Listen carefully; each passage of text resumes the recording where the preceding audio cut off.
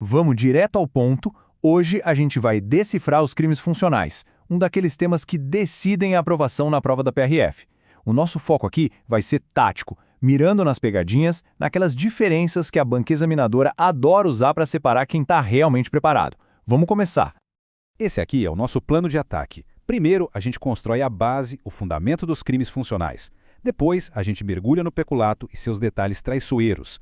Na sequência, o evento principal, o confronto entre os crimes que mais se confundem.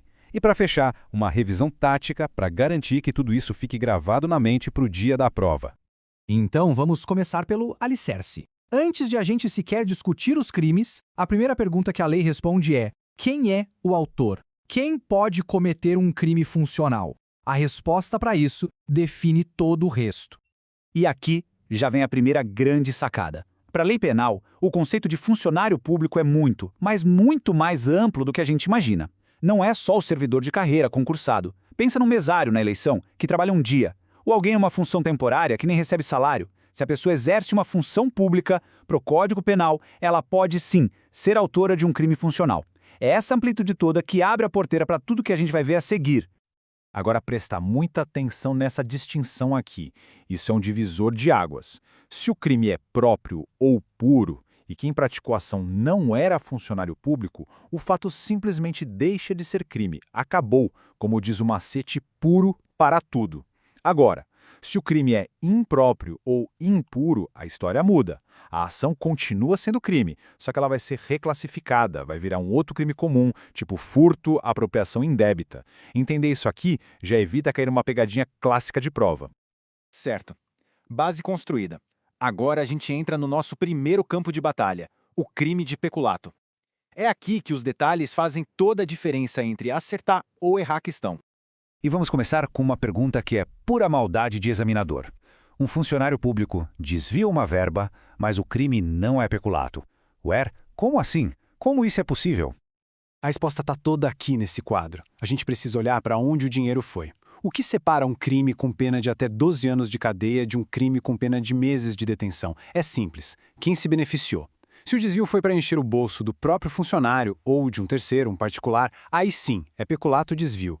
Mas se o funcionário só usou a verba para uma finalidade pública diferente da que estava planejada, ou seja, o benefício foi para a própria administração, o crime é outro, bem mais leve: emprego irregular de verbas. A diferença na consequência é gigantesca. Agora, muita atenção neste ponto sobre o peculato culposo, aquele que acontece por negligência, por descuido. O tempo aqui muda o jogo completamente.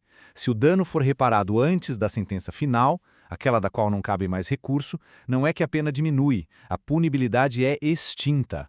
É como se, para fins de punição, o crime deixasse de existir. Se a reparação for depois, ainda tem benefício, a pena cai pela metade. Mas a extinção total é um benefício raro e muito cobrado.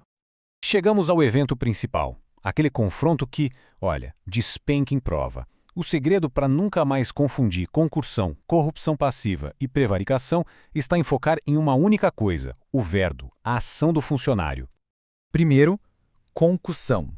Verbo-chave, exigir. Ponto.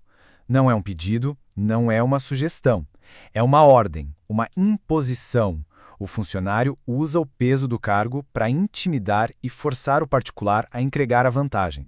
Em seguida, a corrupção passiva. Aqui, os verbos são muito mais suaves: solicitar, receber ou aceitar uma promessa. Percebe a diferença? Aqui não tem imposição, não tem ameaça. É um pedido, uma negociação. E por último, a prevaricação. Aqui, a ação é outra. O funcionário vai retardar ou deixar de praticar um ato que ele deveria fazer. E por quê? A motivação é puramente pessoal. É para satisfazer um interesse ou um sentimento próprio. E essa tabela aqui resume tudo de forma matadora.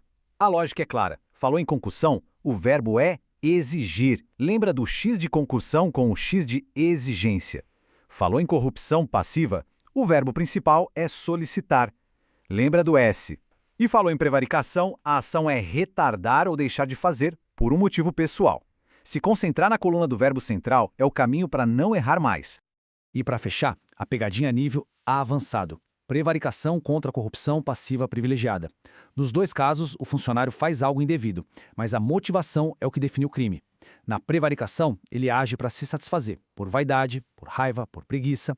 É sobre ele, o interesse é próprio. Já na corrupção passiva privilegiada, ele não age por um interesse dele, mas porque ele cedeu a um pedido ou à influência de outra pessoa. Ele está fazendo um favor para alguém. É uma sutileza que o examinador adora. Beleza. Agora vamos para a nossa revisão tática final. Um bate-bola rápido, só para ter certeza de que esses conceitos estão cravados na memória. Primeira revisão tática. A prova descreve uma situação de crime funcional, mas o autor não é funcionário público. E aí? O que acontece? O fato deixa de ser crime e o caso é arquivado, ou ele vira outro crime? Lembra da nossa primeira lição? A resposta é: depende. Se o crime for próprio ou puro, sem o funcionário público, não há crime. Fato atípico, arquiva-se. Se o crime for impróprio ou impuro, o fato continua criminoso, só que vai ser reclassificado para um crime comum. Segunda revisão, aquele caso do desvio de verbas. Qual é a única e principal diferença que define se é o grave peculato desvio ou o leve emprego irregular? Qual é a palavra-chave? A resposta, o beneficiário. Para onde foi o dinheiro? Se foi para um particular, é peculato. Se foi para a própria administração, para outra finalidade pública, é emprego irregular. Simples assim. E para fechar, o confronto clássico. Um funcionário pede uma vantagem indevida, o que separa a concussão da corrupção passiva. Qual é aquela palavra que define tudo? A resposta é o verbo. Tudo se resume à força da ação. Foi uma ordem, uma imposição, então é exigência, crime de concussão. Foi um pedido, uma troca, então é solicitação, crime de corrupção passiva. No fim das contas, a grande questão é essa. O que acontece quando a pessoa que deveria empunhar o escudo da lei é a primeira a quebrar as regras? Dominar essas diferenças não é só para passar na prova, é para entender a linha finíssima que separa o serviço público do crime e a responsabilidade gigantesca que vem com o poder que o Estado confere. É isso que tem que ficar claro, tanto para a prova quanto para a carreira que vem depois.